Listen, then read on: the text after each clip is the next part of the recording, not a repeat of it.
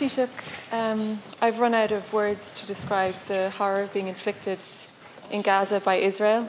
I've run out of words to describe how cruel it is. Israel's stated aim is the elimination of Hamas, but its relentless and indiscriminate attacks don't discern between innocent people and Hamas fighters. More than 18,000 people have now been slaughtered, 75% of them women and children. I want to read into the record of this House a recent report from journalist Belle True on the scenes inside the European hospital in Cairns, Eunice. A badly burned toddler screaming for the mother he doesn't know is dead, and screaming because doctors don't have enough painkillers to relieve his suffering. An 8-year-old boy whose brain is exposed as bombing damaged parts of his skull. A teenage girl, her eye surgically removed because every bone in her face is smashed. A 3-year-old double amputee whose severed limbs are laid out in a pink box beside him. Taoiseach, none of us can say we didn't know what was happening.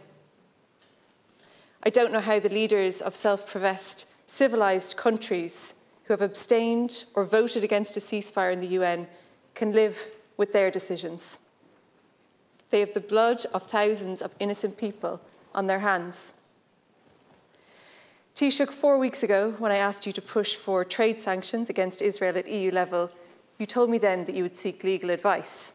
Every week since then, you said that you didn't have that advice yet.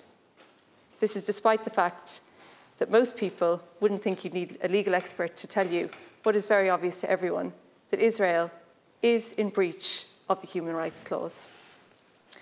I was therefore interested to hear that on Monday at the EU Foreign Affairs Council, the Taoiseach asked the EU Commission to examine if Israel was in breach of the human rights clause of the EU-Israel trade agreement.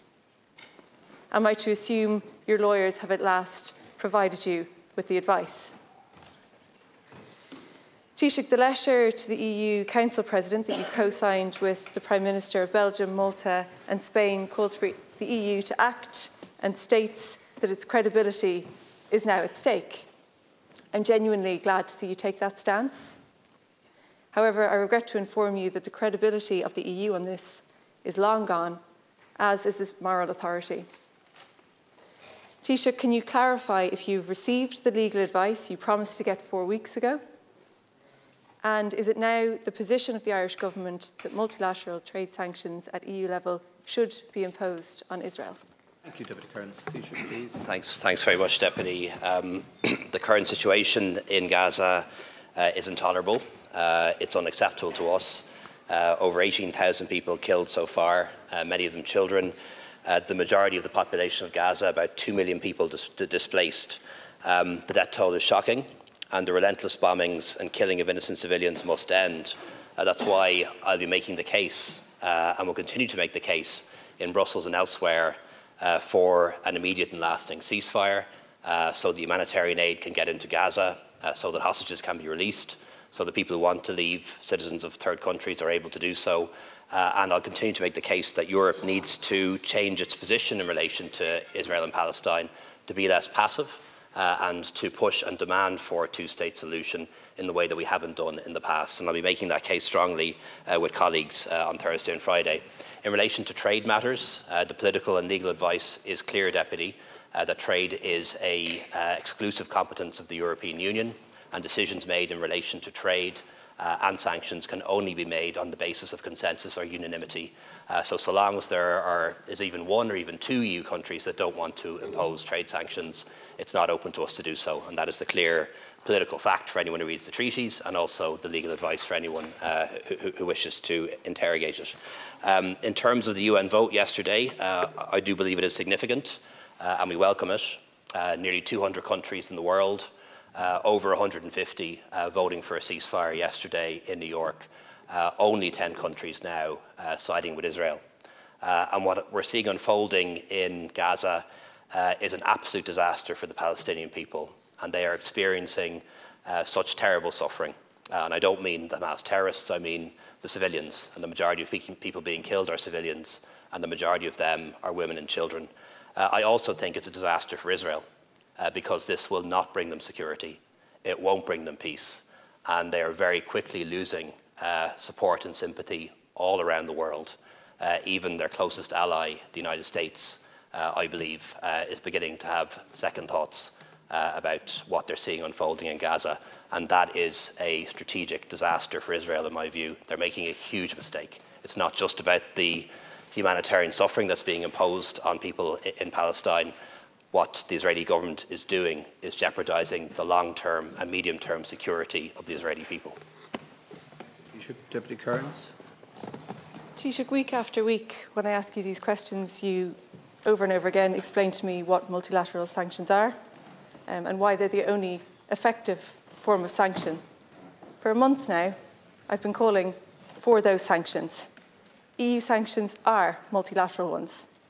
So there's no need for you to come in every single week to try to explain to me over and over again what they are.